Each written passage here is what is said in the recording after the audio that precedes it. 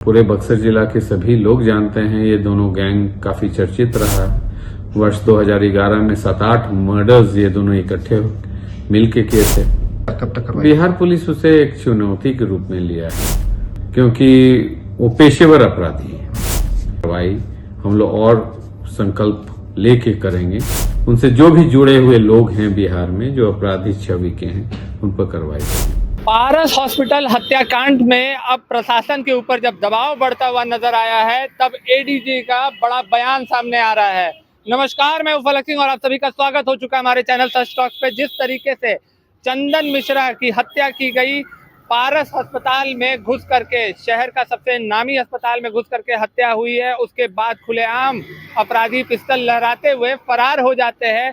सवाल खड़े हो गए थे पुलिस प्रशासन पर, पुलिस विभाग पर, कि बिहार में लॉ खत्म हो चुका है, लॉ एंड ऑर्डर समाप्त हो चुका है, welcome to new Bihar slogan निकलते हुए नजर आ रहा था।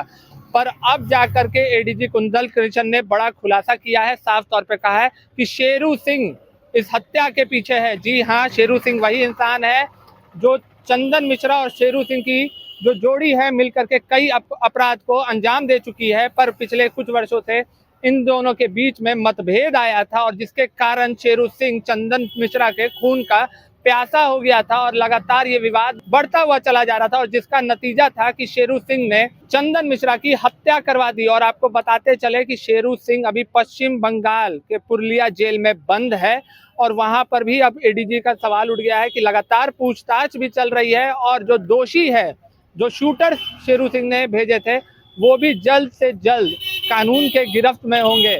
और बड़ी खबर ये निकल करके आ रही है कि अब पुलिस एक्टिव हो चुकी है, लगातार छापे मारे जा रहे हैं। कुंदन कृष्णन ने खुद आश्वासन दिया है कि लॉ एंड ऑर्डर, विधि व्यवस्था दोबारा बिहार में स्थापित होगी। और क्या कुछ कहते हुए नजर आ रहे हैं ये तमाम बड़े बयानों के साथ।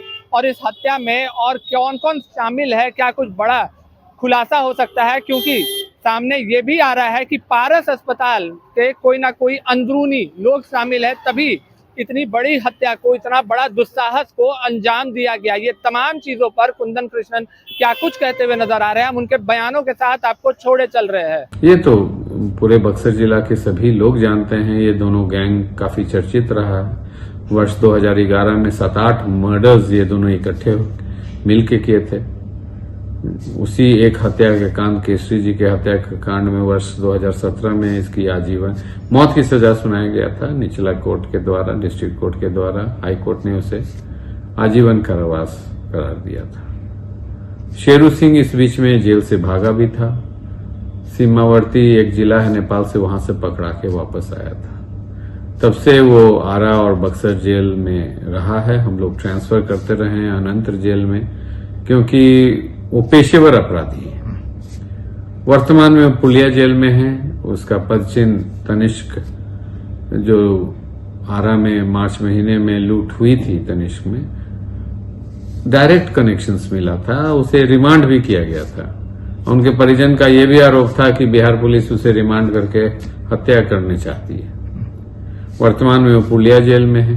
कब तक बिहार पुलिस उसे एक चुनौती के रूप में लिया है, और लगातार मतलब लोग रात जग करके, पुलिसकर्मी, officer, senior officer, senior SP, IG Patna, सब उसको पहचान करके उनको गिरफ्तार करने के लिए कार्रवाई कर रहे हैं। कार्रवाई हम लोग और संकल्प लेके करेंगे।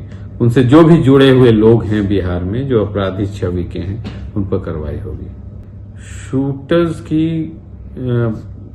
करीब 5 आदमी अस्पताल में प्रवेश किए थे, एक बाहरी बैठे हुए थे। वो किसके यहाँ, किस रास्ता से आए थे, किस रास्ता से गए, कौन कौन साजिश करता है।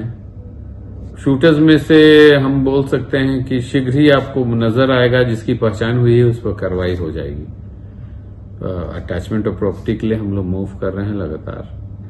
साथ ही साथ जो लोग हमको मालूम है कि वो लॉजिस्टिक सप्लाई दिए हैं, रहने का जगह दिए हैं, गाड़ी दिए हैं और भगाने का काम किए हैं, उन पर भी हम कार्रवाई शुरू कर रहे हैं।